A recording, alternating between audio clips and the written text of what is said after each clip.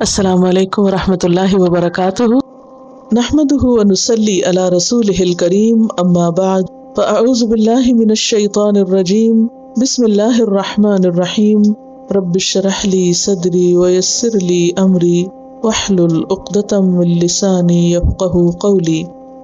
الفاظ کی وضاحت، آیت نمبر 267 to 274۔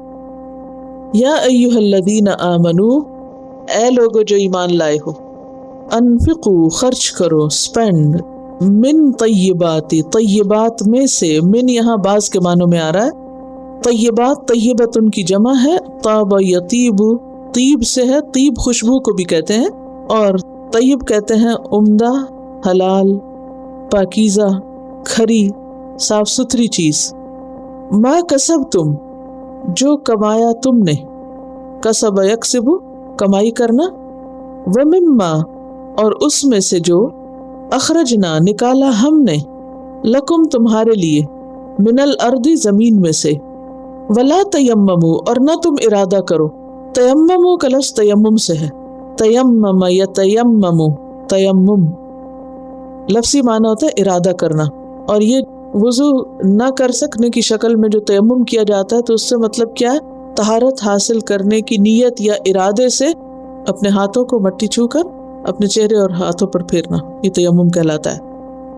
اور نہ تم ارادہ کرو الخبیثہ، ناپاک کا، ڈیفیکٹو کا، خبیث خبث سے ہے، خبث کہتے ہیں ردی کو، گلی سڑی، حرام، ناپاک چیزیں، منہ اس میں سے، تنفقون جو تم خرچ کرتے ہو، ولستم اور نہیں تم، لیسا کون سا فعل ہے، فعل ناقص، شابش، بآخذیہ اس کو لینے والے، اخذ یأخذ سے، الا مگر، ان تغمدو کہ تم آنکھیں بند کر لو، فیہ اس میں، تغمدو کا لفظ جو ہے یہ اغماز سے ہے، اغمز یغمز، اغماز، اغماز کہتے ہیں پلک پر پلک رکھنے کو، پلک کیا ہوتی، آئی لیشز، تو نیچے والی پلکوں کے اوپر والی پلکیں رکھ دی جائے تو اس کو اغماز کہتے ہیں، پلک پہ پلک رکھنا۔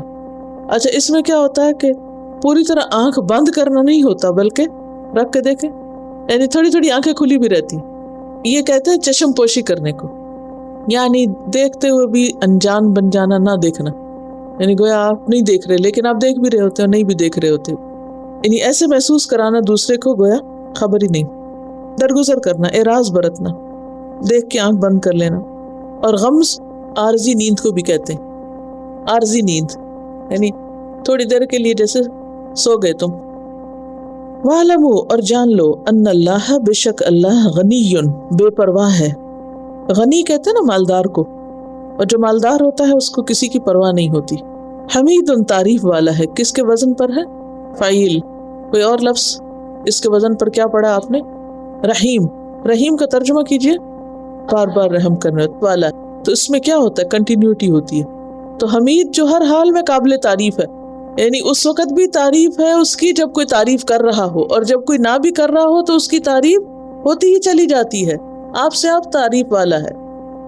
الشیطان شیطان، یعدکم تم کو دھمکی دیتا ہے، وعد یعد دھمکی دینے کے معنوں میں بھی آتا ہے اور وعدے کے معنوں میں بھی آتا ہے، الفقر فقر کا، پاورٹی کا، وہ تھریٹ کرتا ہے تم کو پاورٹی کی، اور شیطان کا روٹ کیا ہے، شین طا نون، شطن، شطن کا معنی ہوتا ہے دور، اللہ کی رحمت سے دور۔ وَيَأْمُرُكُمْ اور تم کو حکم دیتا ہے، آرڈرز یو، امر، بالفحشاء بے حیائی کا، فحشاء کا لفظ جو ہے یہ فحش سے ہے، فاحاشین، فحش کہتے ہیں کبھی کھلی برائی کو، جس کا کرنا اور سننا برا لگے، یعنی جو برائی ہی ہو، ہر حال میں برائی ہو، اور خصوصی طور پر زنا، لواطت اور بخل وغیرہ کے لیے آیا۔ واللہ یعدکم اور اللہ وعدہ کرتا ہے تم سے، مغفرتاً مغفرت کا، اللہ تم سے پرومس کرتا ہے کہ اگر تم خرچ کرو گے تو تم کو کیا ملے گی، بخشش گناہوں کی، forgiveness، منہ اس کے پاس سے، وفضلا اور فضل، باؤنٹی، فضل کا لفظ ہے اس کے بھی کئی معنی ہوتے ہیں، فضل کا لفظی معنی ہوتا ہے زائد، یعنی تمہارے حق سے زائد، بڑھوتری کے معنی میں آتا ہے، مہربانی، مال، قوت، حسن، مرتبہ، عزت، عقل، ان سب کے لیے لفظ فضل آتا ہے۔ فضل میں کیا کیا شامل ہے؟ ساری بڑی بڑی نعمتیں شامل ہیں جن کی انسان کو امید ہوتی، تو خرچ کرنے پر انسان کو یہ سب کچھ نصیب ہوتا ہے۔ واللہ، اور اللہ، واسع، وسعت والا ہے، علیم، جاننے والا ہے۔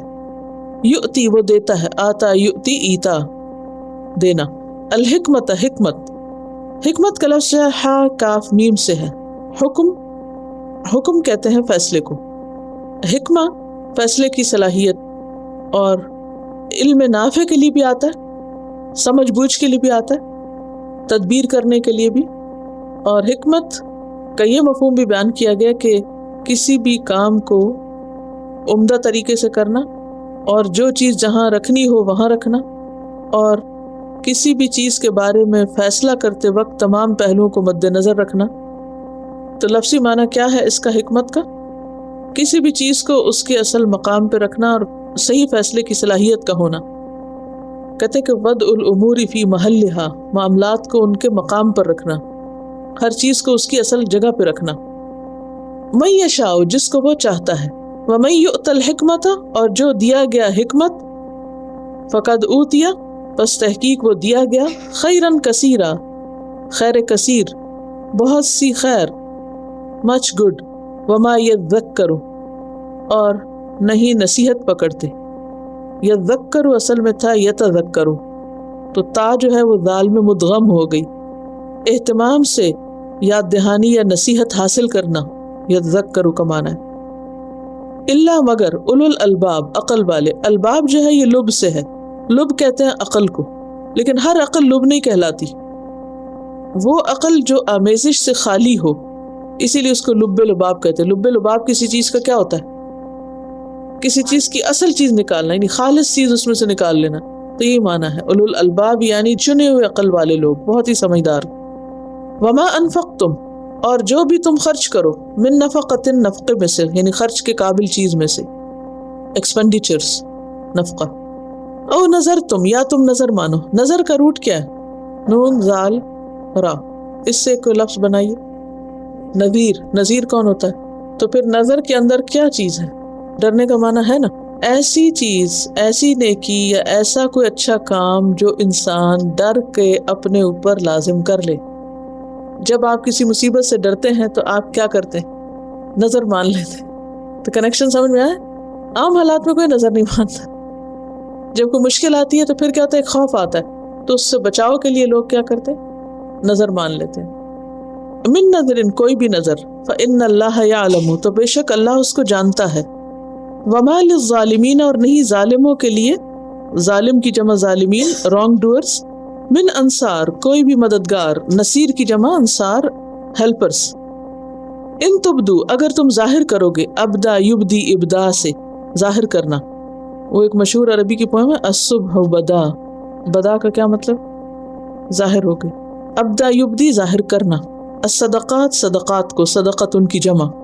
فنعما، تو کتنا اچھا ہے۔ یہ نعمہ جو تھا اصل میں نعمہ ماں ہے، نعمہ اور ماں، ہیا وہ کتنا اچھا ہے اگر تم ظاہر کر کے دو۔ وَإِن تُخْفُوهَا، اور اگر تم ان کو چھپا کے دو، اخفا یخفی اخفا، وَتُؤْتُوهَا، اور تم دو اس کو، آتا یوتی ایتا، الفقراء، فقیروں کو، فَهُوَ خَيْرٌ لَكُمْ، تو وہ بہتر ہے تمہارے لیے۔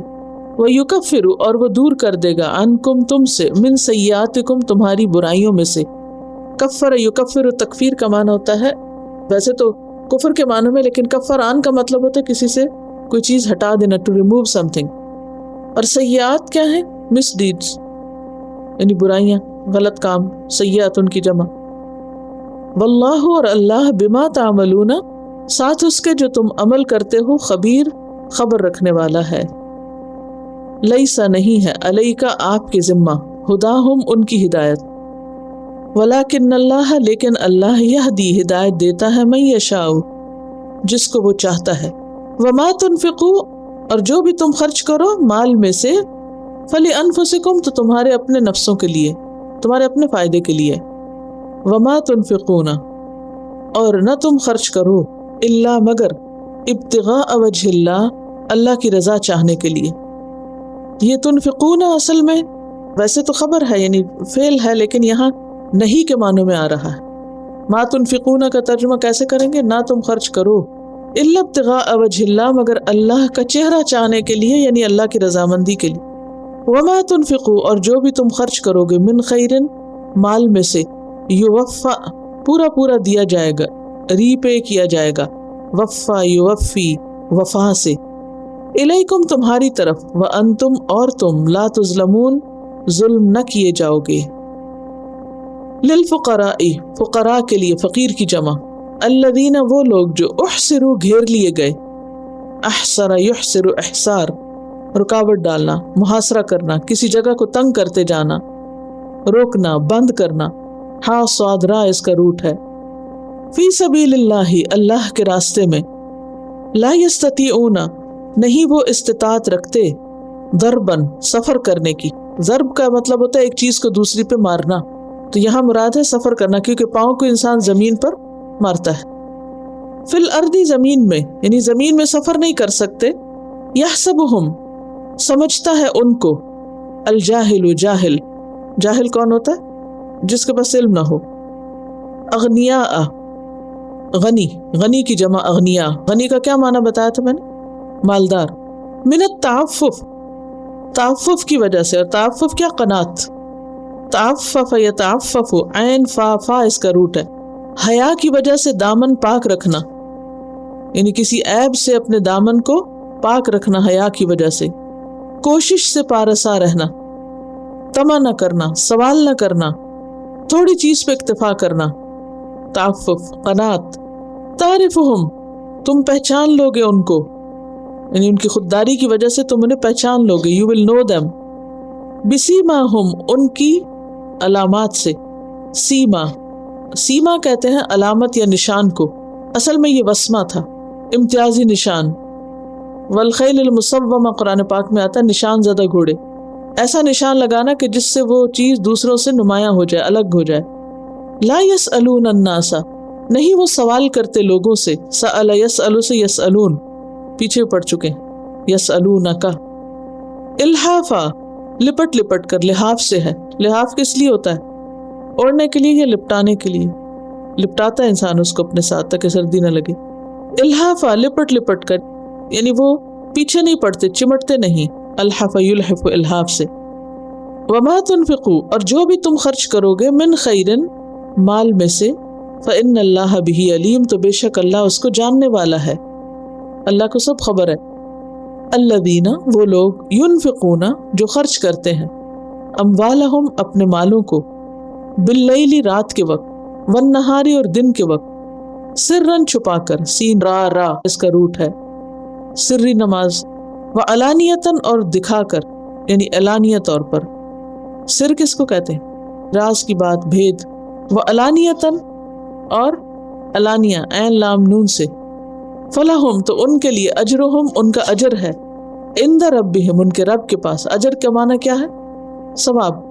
ولا خوف اور نہیں کوئی خوف، علیہم ان پر، ولا ہم اور نہ وہ، یحزنون وہ غمگین ہوں گے. تفسیر کریں گے انشاءاللہ.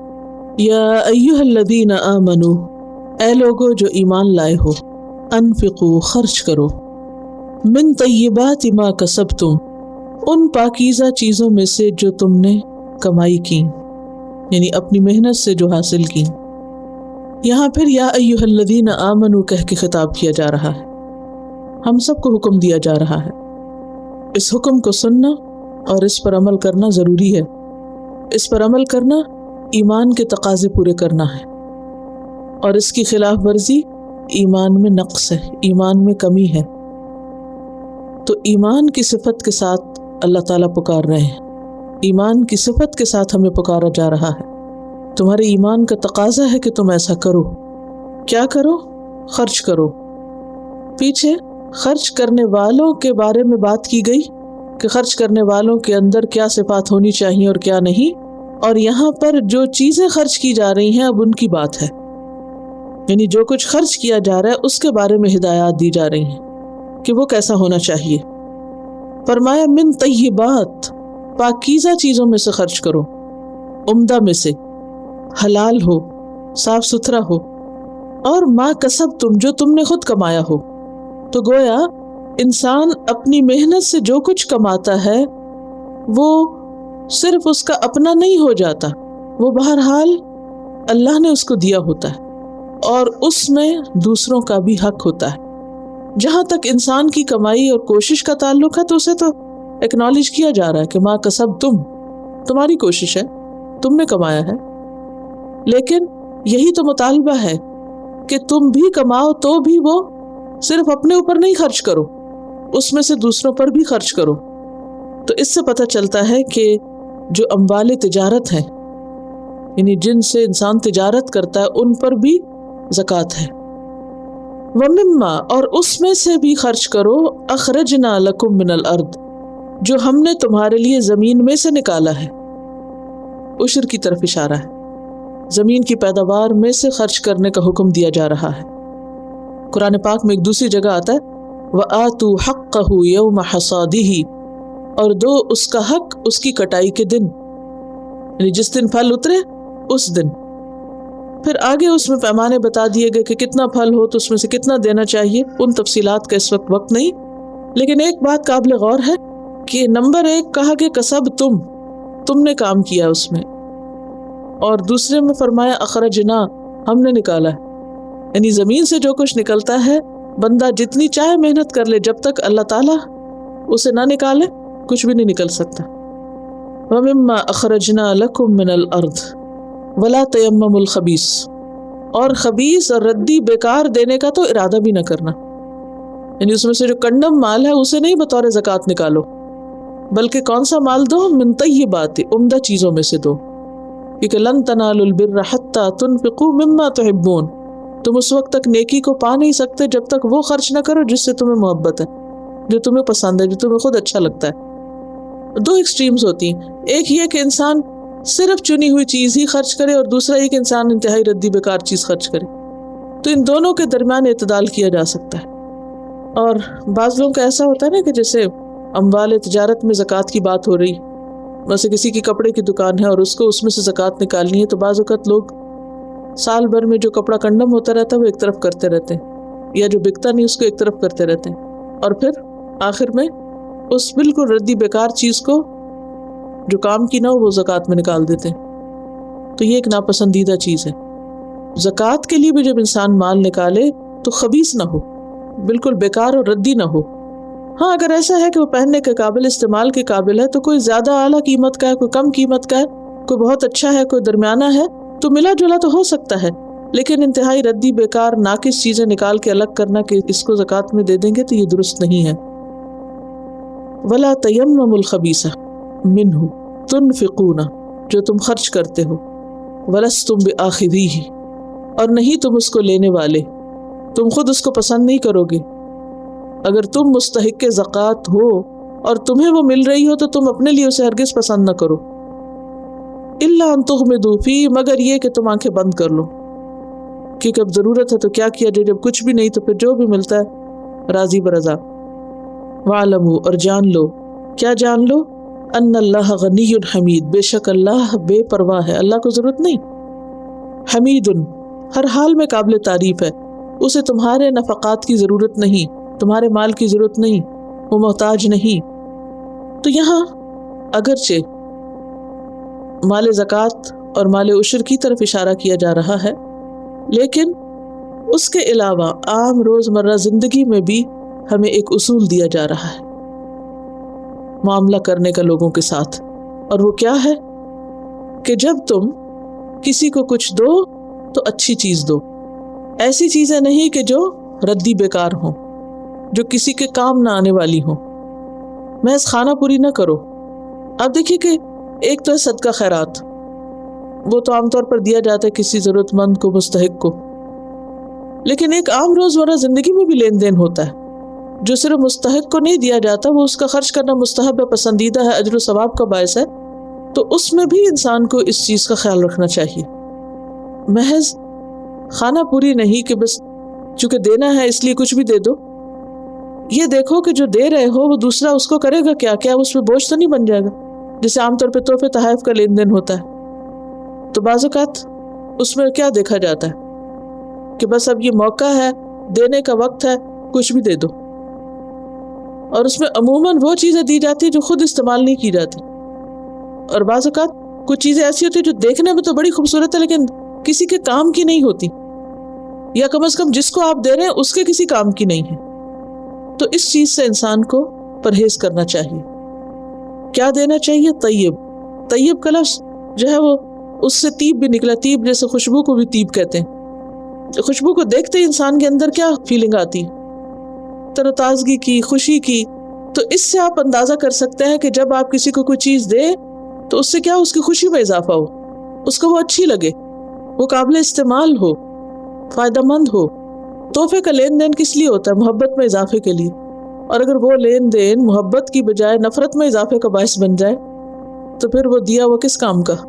نہ اجر و ثواب بھی ملا، نہ محبت میں اضافہ ہوا.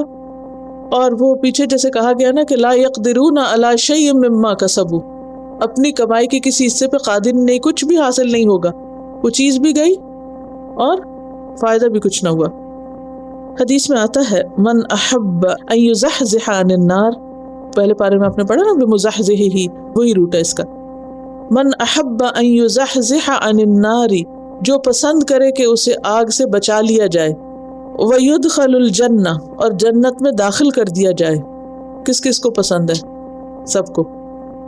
فلتأتہ منیتہ، پس چاہیے کہ آئے اس کے پاس اس کی موت. اس کی موت اس حال میں آئے وَهُوَ يُؤْمِنُ بِاللَّهِ، کہ وہ اللہ پر ایمان رکھتا ہے، وَالْيَوْمِ الْآخِرِ، اور آخرت پر ایمان رکھتا ہے، وَلْيَأْتِ إِلَى النَّاسِ، اور چاہیے کہ آئے لوگوں کی طرف، مَا يُحِبُّ أَن يُؤْتَى إِلَيْهِ، اس چیز کے ساتھ جو وہ پسند کرتا ہے کہ اس کی طرف آئے. یعنی لوگوں کو وہ دے جو خود لینا پسند کرتا ہے. یہ تو لفظی ترجمہ تھا نا. اب اس کا مفہوم کیا ہے کہ جو شخص یہ چاہتا ہے کہ جہنم سے بچایا جائے، آگ سے بچایا جائے، جنت میں داخل کیا جائے، تو اس کو چاہیے کہ وہ اللہ اور یوم آخرت پر ایمان رکھتا ہو اور اسی حال میں اس کی موت آئے، یعنی اس کا خاتمہ ایمان پر ہو، دوسرے لفظوں میں کہنا چاہیے. اور لوگوں کو وہی دے یا لوگوں کے ساتھ وہی سلوک کرے جو وہ اپنے لیے چاہتا ہے کہ لوگ اس سے سلوک کریں. جو چیز اسے اپنے لیے پسند تھی وہی دوسروں کے لیے پسند کرے تو مسئلہ ہی حل ہو جائے گا. کیونکہ بات یہ ہے کہ جو کسی کو رسپیکٹ دے نہیں سکتا اس کو رسپیکٹ نہیں ملتی، جو محبت دیتا نہیں اس کو محبت نہیں ملتی، جو کسی کا احترام نہیں کرتا اس کو احترام نہیں ملتا، جو کسی کا اچھا نہیں چاہتا پھر اس کا بھی اچھا نہیں چاہا جاتا. تو جو اپنے لیے پسند کرو وہی پھر دوسرے کے لیے کرو. حدیث میں آتا ہے نا لا یؤمن احدکم حتی یحب لاخیہ ما یحب لنفسہ، کہ وہ شخص مومن نہیں جب تک کہ وہ اپنے بھائی کے لیے وہ پسند نہ کرے جو وہ اپنے لیے کرتا ہے. تو ہمیں اپنے لیے کیا معاملہ پسند ہے کہ ہمارے ساتھ کیا معاملہ کیا جائے؟ بس یہ ایک پیمانہ دے دیا گیا، معیار دے دیا گیا. جب کسی کے ساتھ کرنے لگو تو سوچ لو کہ کیا تم اپنے لیے چاہو گے، خود کو پسند ہے، اور اگر نہیں تو پھر رک جاؤ، ذرا سوچ کے کرو. وَاعْلَمُوا، اور جان لو، ان اللہ، بے شک اللہ، غنی، بے نیاز ہے، حمید، تعریف والا ہے. یعنی اللہ کو تمہارے مال کی کوئی ضرورت نہیں. اور پھر اگر انسان یہ سوچ کے دینا کہ یہ میں بندے کو نہیں دے رہا اللہ کو دے رہا ہوں، تو پھر کیسا دے گا؟ کیونکہ ہم بندے کو دے رہے ہوتے ہیں نا، ہم سوچتے ہیں انسان ہی تو ہے، لہذا جیسا انسان ہوتا ہے نا ویسا ہی معاملہ کر لیتے ہیں. کوئی ہمارے ساتھ اچھا ہوتا تو ہم بھی اس کے ساتھ اچھے بن جاتے ہیں، اور جو ہمارے ساتھ اچھا نہیں ہوتا تو ہم بھی اس کے ساتھ اچھے نہیں ہوتے. تو اس پر بھی ایک حدیث آتی ہے کہ تم اپنے رویے کو لوگوں کے تابع مت کرو. یہ مت کہو کہ لوگ اچھے ہوں گے تو ہم بھی اچھے ہوں گے، وہ اچھے نہیں تو ہم بھی اچھے نہیں. ہمیں کیا کرنا چاہیے؟ جو ہمارے نزدیک درست ہے. ہمارا عمل لوگوں کی رائے کے تابع، لوگوں کے رویے کے تابع نہ ہو، کیونکہ چونکہ وہ میرے سے اچھا نہیں لہٰذا میں کیوں اچھا ہوں. ان کا سوال یہ کہ کیا ایسی چیز دے سکتے ہیں کہ جو ہماری ضرورت کی نہیں لیکن دوسرے کے لیے وہ ضرورت کی چیز ہے اور اس کے کام کی ہے، تو ایسا دے سکتے ہیں کہ اس کو فائدہ ہو جائے، وہ خوش ہو کے لینے والا ہو، یعنی اس کے اینڈ پر وہ پسندیدہ ہے.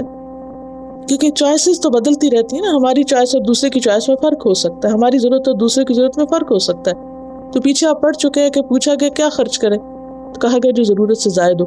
بعض چیزیں ہماری ضرورت سے زائد ہو جاتی ہیں، مثلا چھوٹی ہو جاتی ہیں یا کسی بھی اور وجہ سے ہم ان کو استعمال نہیں کر سکتے، تو بجائے اس کے کہ وہ ضائع کر دی جائیں، وہ کسی نہ کسی کے استعمال میں لے آئی جائیں۔ لیکن یہ اصول جو دیا جا رہا ہے وہ عام طور پر جب آپ زکوٰۃ کا مال نکالیں یا اللہ کی خاطر صدقہ خیرات کریں یا کسی کو کھانا کھلائیں یا کوئی اور اس طرح، تو بالکل ردی بیکار چیز مت دیں۔ الشیطان، شیطان، یعدکم الفقر، وعدہ کرتا ہے تم سے فقر کا، یعنی رکاوٹ کون بنتا ہے اچھا کرنے میں؟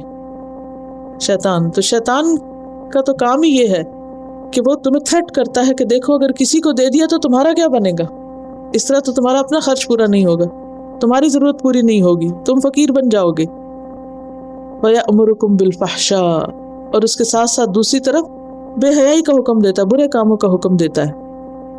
اور بے حیائی میں اگر ہم یہاں مال خرچ کرنے کے معاملے میں لیں تو مراد اس سے بخل ہے یا پھر اسراف ہے، یعنی جب اللہ کے راستے میں دینا ہو تو دینے نہیں دیتا، کہتا فقیر ہو جاؤ گے، لیکن اگر اپنی ضروریات پر ضرورت سے زائد خرچ کرنے کی بات ہو، بے محابہ خرچ کرنے کی، تو اس پر وہ بہت اسے خوشنما بنا کے دکھاتا ہے۔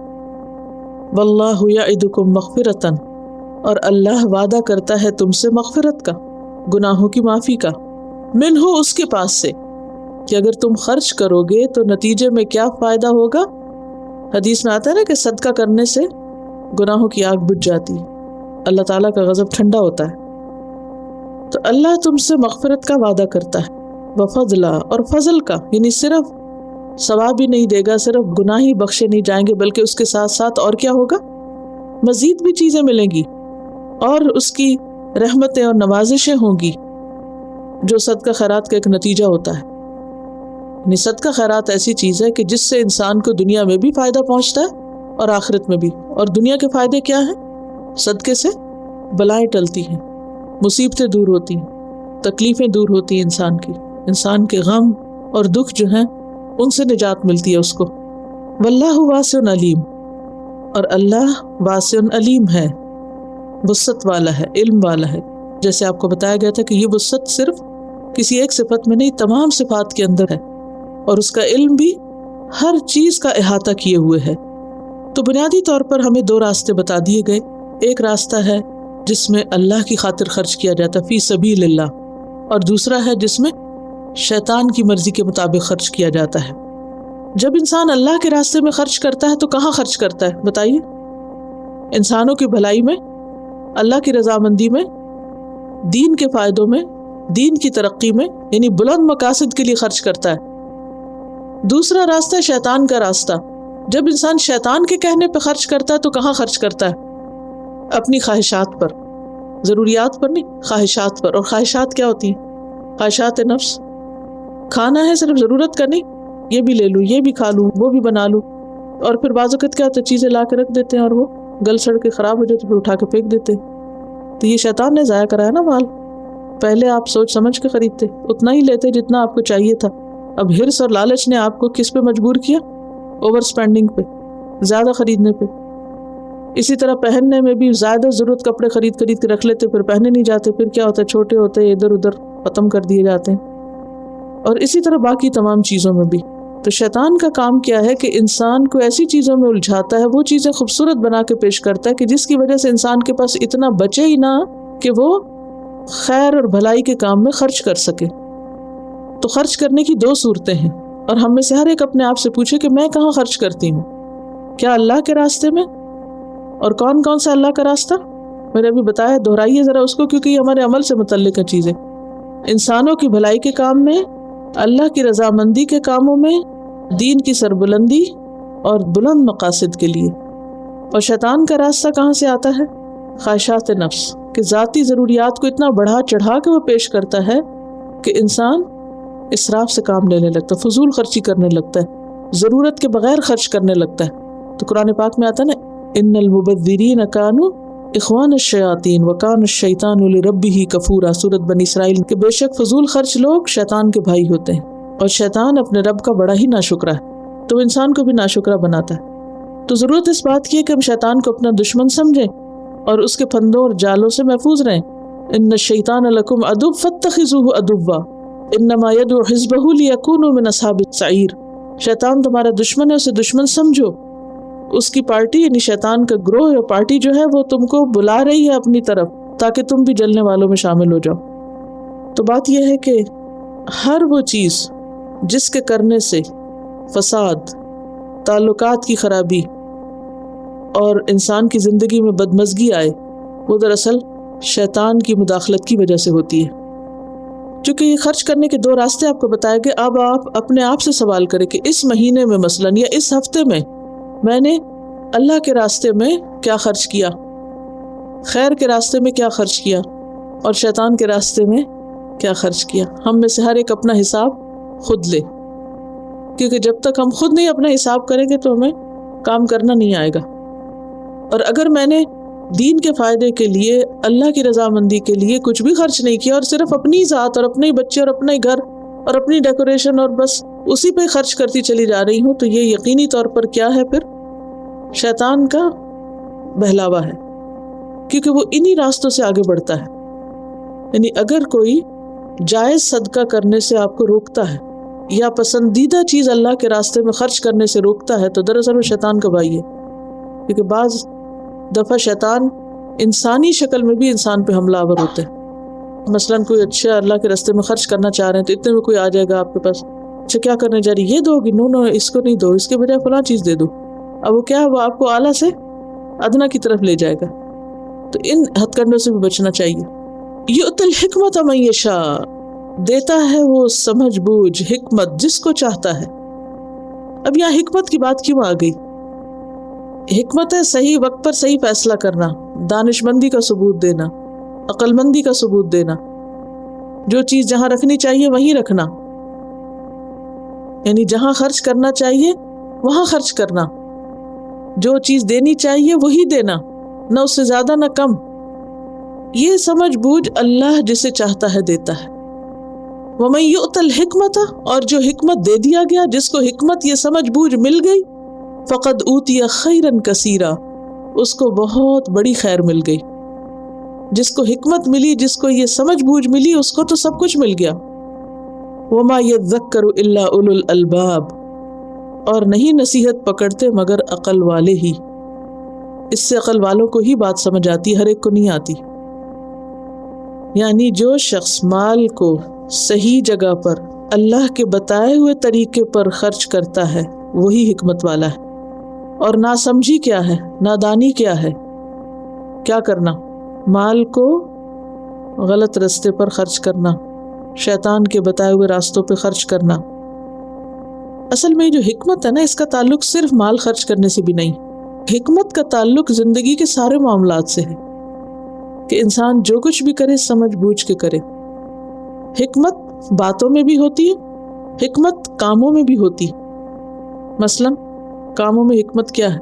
مثلا کھانا پکانے کی مثال، تو ہم نے دیکھا ہوگا کچھ لوگ کھانا پکاتے ہیں تو کبھی نمک زیادہ ہوتا ہے، کبھی اس میں مرچیں زیادہ ہو جاتی ہے، کبھی تیل زیادہ ہو جاتا ہے، کبھی کچھ، یعنی وہ جیسا اسے پکنا چاہیے ویسا نہیں پکا ہوتا۔ اب حکمت کیا ہے دراصل؟ کہ جو چیز جیسی ہونی چاہیے تھی ویسی ہی ہو، نہ اس سے زیادہ نہ کم۔ اسی طرح کپڑا سینے میں حکمت کیا ہے؟ صحیح سائز کے مطابق ہو، نہ زیادہ لمبا ہو کھلا ہو اور نہ ہی زیادہ چھوٹا یا تنگ ہو۔ گھر کے فرنیچر رکھنے میں حکمت کیا ہے؟ بیڈ روم سیٹ کہاں رکھا جائے؟ کچن میں، بیڈ روم میں ہی، جو چیز جہاں کے لیے بنی وہیں رکھی جائے تاکہ اس کو صحیح طور پر استعمال کیا جا سکے۔ تو حکمت کیا ہے؟ چیزوں کو ان کی مناسب جگہ پر رکھنا۔ گفتگو میں حکمت کیا کہ جو بات جہاں کہنی چاہیے وہیں کہنا، وقت سے پہلے نہ کہہ دینا، اور اسی طرح وقت گزر جانے کے بعد بھی نہیں کہنا۔ اب مثلا ایک معاملہ ہو چکا سارا، اور اب آپ کیا ہے اس کو خواہ چھیڑ کے اس میں فتنہ فساد کر رہے ہیں، ہو گیا گزر گیا، آپ کو ضرورت نہیں اس کو کرنے کی۔ تو حکمت کیا ہوتی ہے؟ باتوں میں بھی ہوتی ہے کہ بات کو موقع محل کی مناسبت سے کرنا۔ اب مثلا موقع محل کی مناسبت کیا ہے؟ کہ اگر کہیں کو فوت ہو گیا ہے تو وہاں کیسی بات کی جائے؟ جوک سنائے جائے؟ یا شادی کے موقع پر کیا کیا جائے؟ یعنی خوشی کے موقع پر خوشی کا اظہار، غم کے موقع پر غم کا اظہار۔ اور اگر کوئی اس کے برعکس کرے، غم کے موقع پہ ہنسنا شروع کر دے، خوشی کے موقع پہ رونا شروع کر دے، تو یہ حکمت ہوگی؟ نہیں، یہ حکمت نہیں۔ اسی طرح عمل میں حکمت کیا ہے؟ جو چیز جہاں کی ہے وہیں رکھی جائے. مثلا قرآن مجید کے رکھنے کی جگہ کہاں ہوتی ہے؟ اونچی جگہ پر، مقدس جگہ پر. اسی طرح کپڑوں کے رکھنے کی ایک جگہ ہے. تو اس کا تعلق زندگی کی آرگنائزیشن سے بھی ہے کہ آپ آرگنائزڈ انسان ہو، یعنی جہاں جو چیز مناسب ہے وہیں رکھی جائے جس میں سہولت ہو انسان کی. اسی طرح حکمت ہوتی ہے کہ جو چیز چھوڑ دینی چاہیے اسے چھوڑ دے، اور جو چیز اختیار کرنی چاہیے اسے اختیار کر لے بغیر کسی رکاوٹ کے. جہاں چلنا مناسب ہو وہاں چلے، اور جہاں رکنا مناسب وہاں رک جائے. بے وقت اقدام نہ کرے. آدھی رات کا وقت ہوتا ہے آپ کو، میں تو ابھی جاؤں گی فلاں کام کرنے، اور یہ نہ دیکھے کہ وقت ہے کہ نہیں جانے کا، کون سا کام کرنے کا وقت ہے. نہیں، بس اس کو خیال آ گیا اس نے اب کرنا ہے، چل پڑے کرنے. تو یہ چیز ٹھیک نہیں. حکمت تمام احوال اور تمام مواقع پر ہوتی ہے. مثلا چلنے میں حکمت کیا ہے کہ کہاں پاؤں رکھ رہا ہوں، مثلا رکھنے کی جگہ ہے یا نہیں. ہم نے دیکھو کہ بعض لوگ برتن بہت توڑتے ہیں، ہوتا ہے نا ایسے، اور کچھ لوگ سال ہر سال ان سے کوئی برتن نہیں ٹوٹتا. ہو فرق کس چیز کا ہے؟ برتنوں کے کچے پکے ہونے کا یا انسان کا؟ چھوٹ بھی جاتے ہیں بعض اوقات، لیکن وہ کبھی کبھار تو ہوا، لیکن کچھ لوگ تو بس روز ہی چھوڑتے رہتے ہیں. دیکھیے کہ یہ ایسے ہی ہے کہ اللہ جسے چاہتا ہے لمبی عمر دیتا ہے، جسے چاہتا ہے رزق دیتا ہے. تو جہاں بھی من یشاء کا لفظ آئے، ایک قاعدہ بنا لے قرآن مجید میں من یشاء کو سمجھنے کا، اور وہ کیا ہے کہ اللہ کی مشیت اس کی حکمت کے تابع ہوتی ہے کہ کس کو کیا چیز دینی ہے اور کس کو نہیں دینی. کس کو دوں گا تو وہ اسے استعمال بھی کرے گا، اور کس کو دوں گا تو اس کو دینا اور نہ دینا برابر ہے، کیونکہ اس کا ہر کام حکمت پر مبنی ہے. اللہ کا اپنا ہر کام کس پر مبنی ہے؟ حکمت پر. تو کیا ایسا ہو سکتا ہے کہ اس کی حکمت کا تقاضا ہو کہ یہاں دیا جائے یا یہاں نہ دیا جائے اور وہ اس کے خلاف کرے؟ نہیں، اس کا کوئی کام بھی حکمت کے خلاف نہیں ہے. سوچ سمجھ کے کام کرنا چاہیے، اسے اپنے امور کو ریویو کرنا چاہیے کہ میری غلطی کہاں ہے. ٹھیک ہے نا؟ کیونکہ بہت سے لوگ غلط کام کرتے بھی مانتے بھی نہیں ہیں کہ وہ غلط کر رہے ہیں، سوچتے نہیں ہیں، غور نہیں کرتے. اور یہاں پر یہ جو کہا گیا نا، اور جس کو حکمت دی گئی اس کو بہت بڑی بھلائی دے دی گئی، بہت بڑی بھلائی. اب ہر ایک کا دل للچاتا ہے کہ میرے پاس بھی ہو، کیونکہ خیر کے لیے حریص تو ہونا چاہیے نا. حدیث میں آتا ہے احرص علی ما ینفع، حرص رکھو اس چیز کی جس سے تم کو فائدہ پہنچے. یہ نہ کہو کہ نہیں اچھا کوئی نہیں، میری قسمت میں ہوتا تو مل جاتا. اب اگر کوئی چاہے تو اسے کرنا کیا چاہیے؟ اس کے لیے سب سے پہلے تو یہ کہ دعا مانگنی چاہیے کہ اللہ مجھے حکمت عطا کر، کیونکہ یہ اللہ دیتا ہے، اللہ کے پاس ہے، تو جو اس سے مانگے گا اسے ملے گی. ٹھیک ہے. نمبر 2، عقل مندوں کی صحبت اختیار کرے. یعنی اپنی طرف سے کوشش کیا ہونی چاہیے کہ جو صاحب حکمت لوگ ہیں ان کی صحبت میں بیٹھے، ان کے پاس اٹھے بیٹھے، دیکھے کہ وہ کیسے کام کرتے ہیں. مثلا ہم نے کھانا پکانے سے بات شروع کی تھی، تو اگر آپ اچھا کھانا پکانا چاہیں تو آپ کو کیا کرنا ہوگا؟ صرف ریسیپی بک پڑھ کے آپ بنا لیں گے؟ سوال ہی پیدا نہیں ہوتا. صرف علم سے یا کتاب سے حکمت نہیں آتی.